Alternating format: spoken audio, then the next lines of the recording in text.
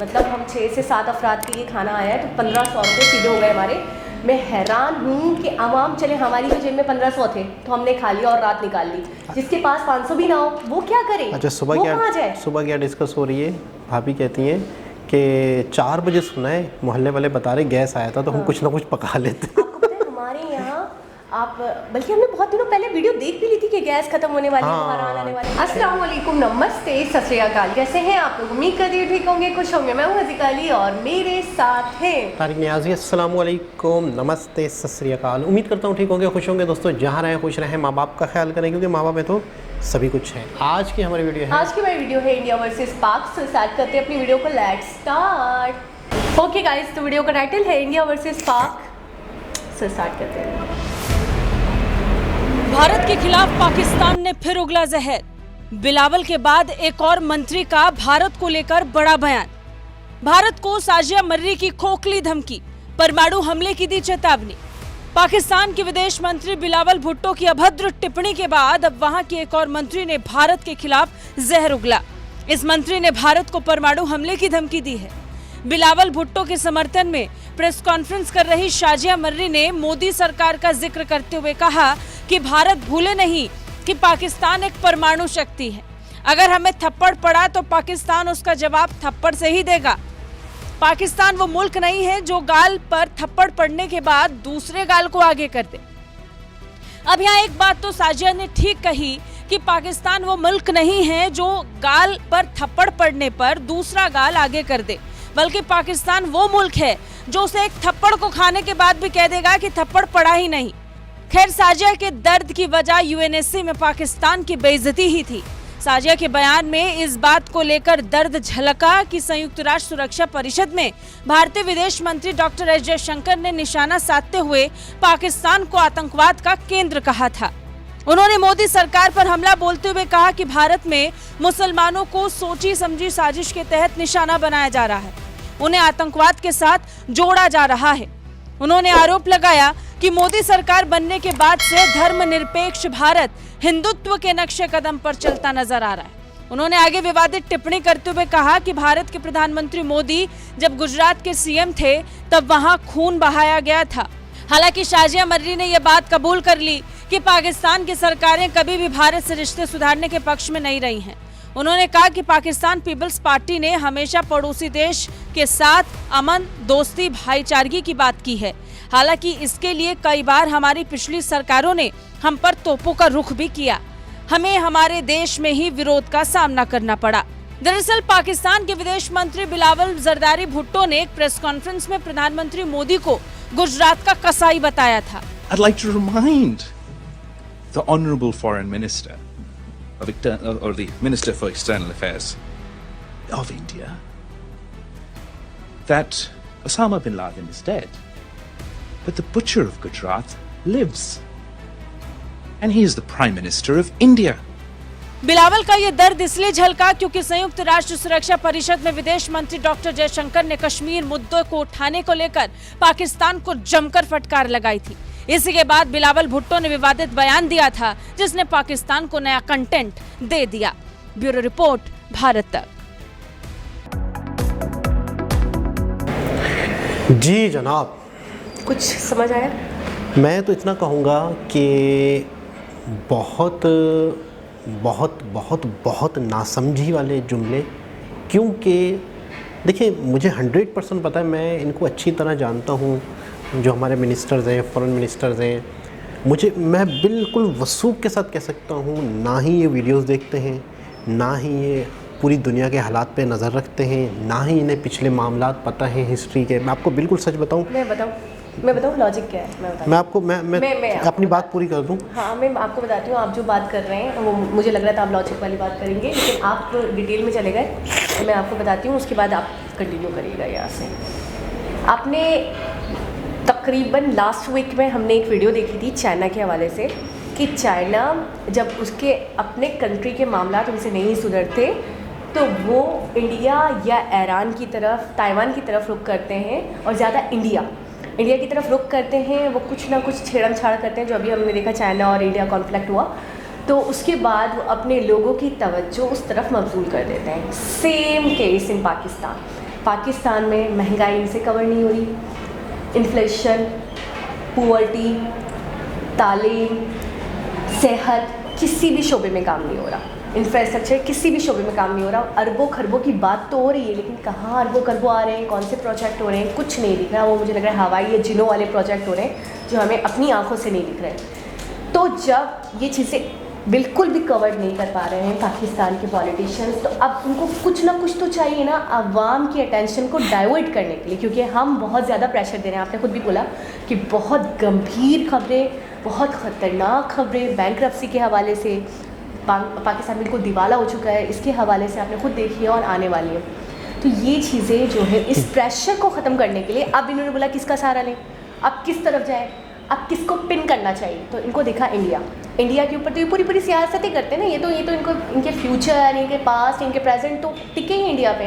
तो अब इन्होंने कहा कि अब हम इनको पिंच करते हैं, अब इन पे टॉन्ट करते हैं और फिर हम अपनी आवाम को जैसे कि हमेशा बेवकूफ़ बनाते आए, इस बार भी बेवकूफ़ बनाएंगे मोदी के नाम पे, इस बार भी बेवकूफ़ बनाएंगे गुजरात के नाम पे, कश्मीर के नाम पे, इस बार भी बेवकूफ़ बना देंगे इंडिया और पाकिस्तान के इमोशनल जो एक मामलात हैं, जो एक कॉन्फ्लिक्ट है, जो एक लड़ाई झगड़ा, जो एक फ़ाइट है, उस मामले से आगे बढ़ाऊँ मैं।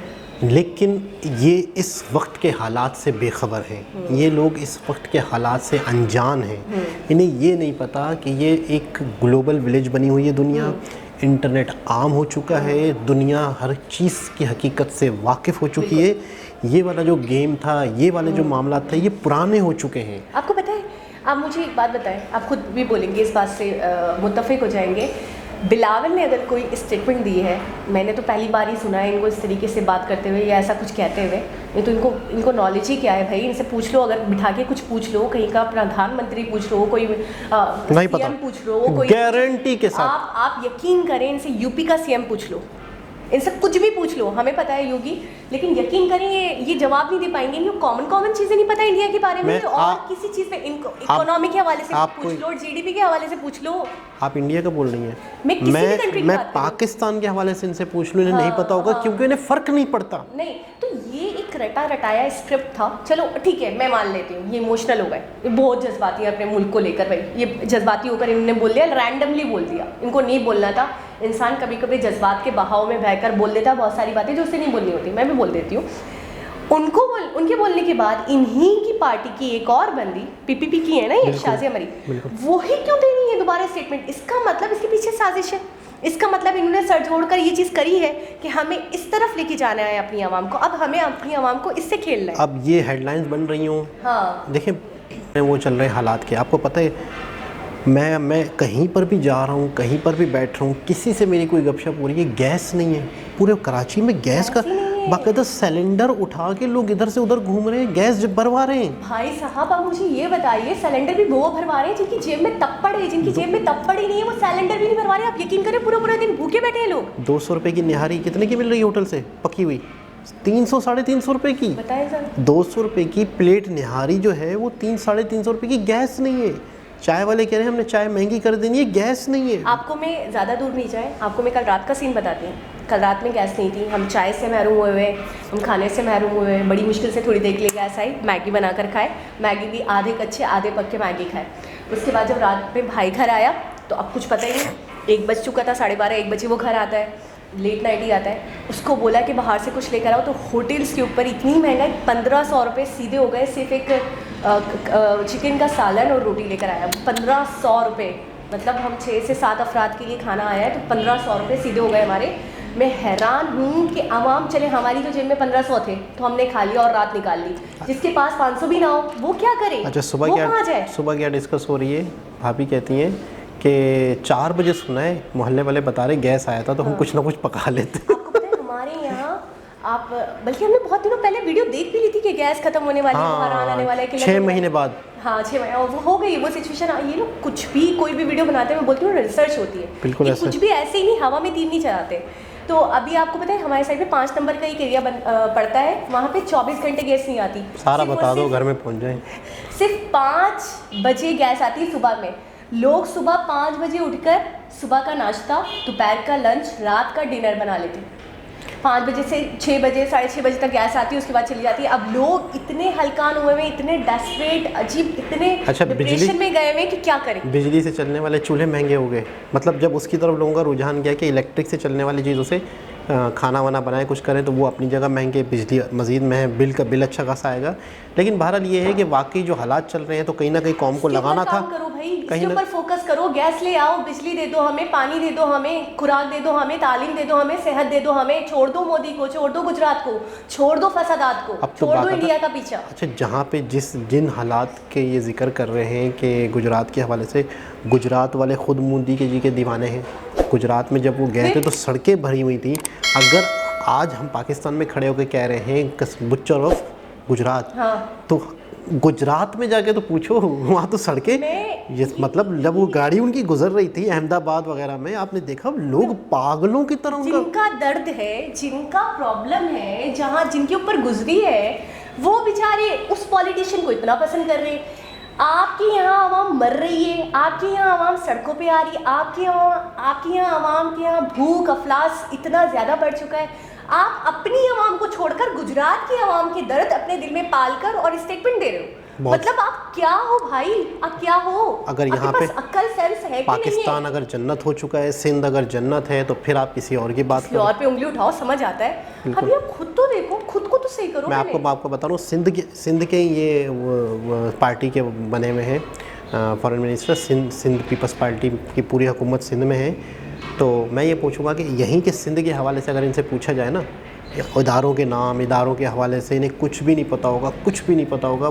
मतलब इनका कोई एक्सपीरियंस नहीं सियासत में, इन्हें मतलब पली पलाई सियासत जो मिलती है माँ बाप से, ये वो सियासत कर रहे हैं। इन्होंने ज़िंदगी में कुछ भी नहीं करना मुल्क के। आप उनको कह रहे हो, वो जो इतने अच्छे से लेकर चल रहे हैं अपने कंट्री को, वो जो दिन दुगनी रात चुगनी तरक्की करवा रहे हैं अपनी कंट्री को, आप उनको कह रहे हो बुच्चर ऑफ गुजरात।